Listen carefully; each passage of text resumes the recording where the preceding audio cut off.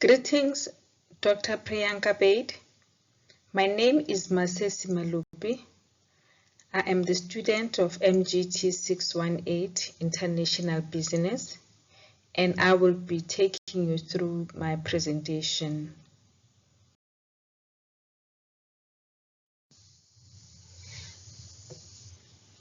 The company that I've used for this presentation is Texco. So the outline of my presentation will cover the background of Texco, the domestic and international strategies which Texco has embarked on. I will also touch on the challenges, the benefits of the Asian investments which Texco embarked on, the gauging of costs, benefits and risks, as well as the decisions that were taken and the lessons learned in the South Korean investments. Advantages and disadvantages of JVs are also explained in my presentation.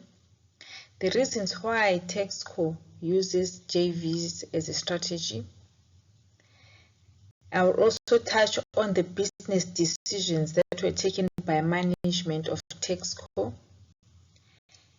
The recommendations are also outlined, and lastly, a conclusion. Texco, as an international company, is a multinational grocery and general merchandise retailer with its headquarters in England.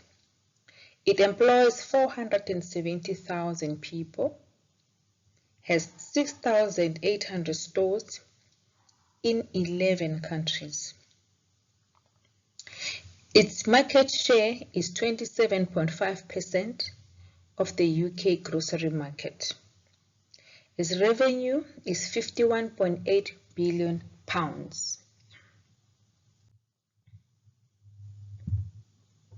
Looking at the domestic and international strategies that Texco used, starting with the domestic strategy that it used is that it focuses on convenience, quality and loyalty programs.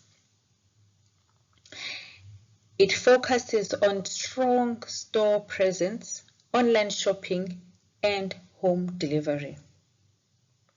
Its strategy as well emphasizes on British products and local suppliers. And lastly, its domestic strategy targets marketing campaigns for UK-based customers. Moving on to the international strategy, Texco's strategy is in expanding into Asian markets like India, China, as well as Europe and the US. Its international strategy as well looks at adaptation to local markets through partnerships, joint ventures, and acquisitions. It also looks at localization of products, services, and marketing. Lastly, its international strategy looks at the standardization of its global brand image. Investing in China by Texco came with its challenges, and these included cultural and language barriers, regulatory differences, for example, China's restrictive retail policies, market adaptation, competition with local players, as well as global economic fluctuations like the currency risks. Texco derived the following benefits from its investment in the Asian market. Firstly, diversified revenue streams. There was increased market share, increased access to new customer bases, economies of scale, and lastly, enhanced global brand reputation. When reviewing the financial statements of Texco, it is clear that there are exercises that they did to gauge the costs, the benefits, and the risks in the South Korean market investment which they had embarked on.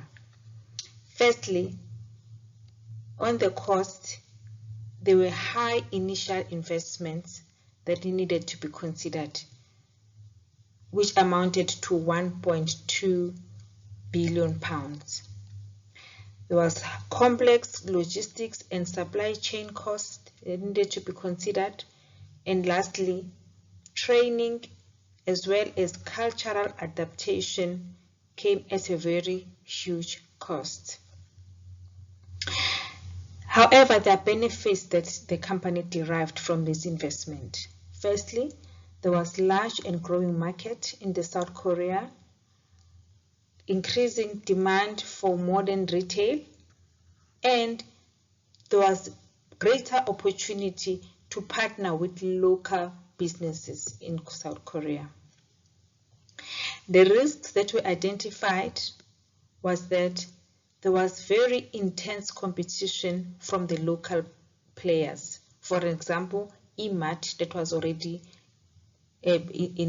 operating in South Korea. Regulatory challenges, for an example, there were restrictions on foreign ownership. And lastly, economic fluctuations like currency risks had to be considered. To effectively manage the situation, the management of Tesco had to take effective management decisions, like, for an example, they had to partner with the local retailer called Samsung Everland. They had to adapt the business model of Tesco to the local market conditions in South Korea. They had to invest in logistics and supply chain infrastructure. And lastly, they had to focus on the quality and customer service, as well as take into account all the customer feedback they will receive from the customers. In 2015, Tesco management decided to exit the South Korean market. This was due to the increased competition and changing market conditions. However, there are key lessons that can be learned from this investment. Firstly, the importance of local partnerships and adaptation. The need for ongoing market research and monitoring. The flexibility in business model and strategy. And careful consideration of regulatory and cultural factors is very key. Looking at the advantages and the disadvantages of using a joint venture. Firstly, the advantages are there's always a shared risk and investment. There's access to local market knowledge and expertise. A joint venture combines complementary skills and resources. There is enhanced credibility and reputation. And lastly, there is always a potential for increased market share. What are the disadvantages? Firstly, there is loss of control and autonomy, cultural and management differences. There is the potential for conflicts and disputes. There is difficulty in exiting a joint venture. And lastly, the risk of intellectual property leakage.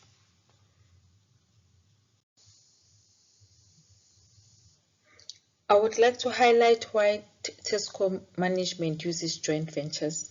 Firstly, joint ventures offer that local market expertise and knowledge. There is reduced risk and investment. There is high compliance with local regulations. There's enhanced access to new markets and customers. And lastly, there is a flexibility in exiting the joint venture.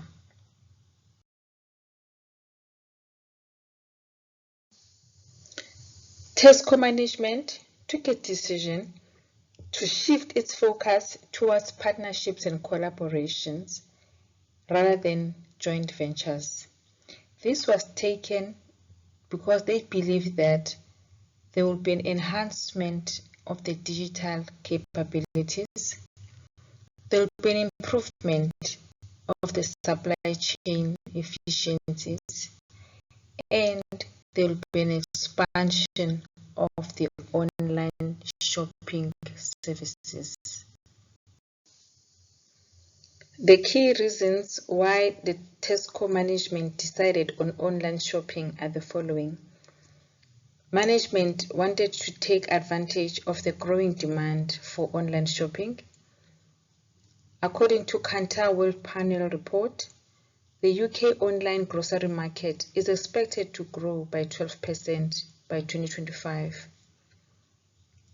There is increased competition from online-only retailers like, for example, Ocado and Amazon Fresh.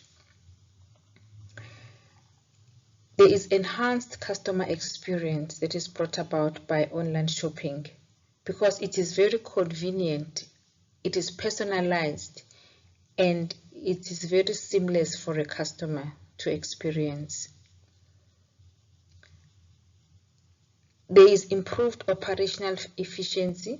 This is due to the reduced logistics costs. And lastly, it is easy to make decisions because they are data-driven, because they are based on customer insights for targeted marketing. There are recommendations which I think Tesco has to implement to ensure that they still remain a highly profitable organization that it is. Firstly, to continue investing in digital transformation, to enhance their online shopping experience through AI-powered recommendations and continue to improve, to expand the click and collect services, and to monitor customer feedback and adjust accordingly based on the feedback that they receive from the customers. In conclusion, I would like to state the following, that for any domestic or international business strategy to succeed, there should be a study of an understanding of the market before entering into it. Research and development and due diligence exercises, they require funds, and there should be funds that are set aside to do this. It will also assist management in identifying any potential risks that are associated with this particular business decision to expand or enter into any either domestic or international market. Last but not least, the buy-in from management is very important, whether it is at operational or at strategic level. Thank you. I have come to the end of my presentation.